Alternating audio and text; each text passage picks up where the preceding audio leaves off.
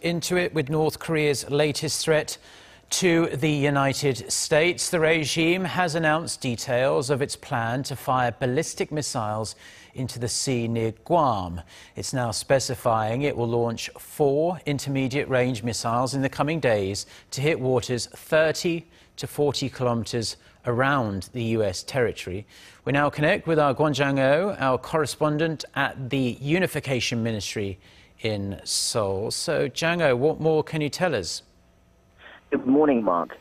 Yesterday, Pyongyang announced it was carefully examining the operational plan to launch a ballistic missile strike in the areas around Guam. Today, the North is saying they are seriously examining that plan. They've added extra detail in an announcement on the state media this morning, saying the plan entails launching 4 Hwasong-12 intermediate-range ballistic missiles. It says the rockets will travel exactly 3,356.7 kilometers for 1,065 seconds and hit the waters around Guam 30 to 40 kilometers away. Reiterating yesterday's statement, it explains the purpose of the strike is to deter U.S. military assets from mobilizing from the island and to send a message to Washington.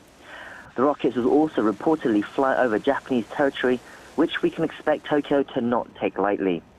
The plan, is set to be finalized and reported to Kim Jong-un by mid-August, and they'll await his orders.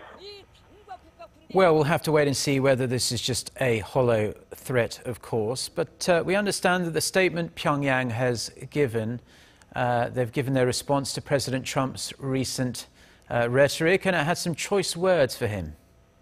That's right. So yesterday's statement wasn't about Trump's words, but a response to recent deployments of U.S. B-1B strategic bombers over the Korean Peninsula earlier this week.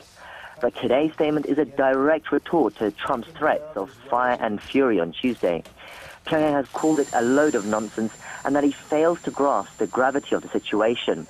They added that sound dialogue is not possible with such a guy bereft of reason and that only absolute force can work on him.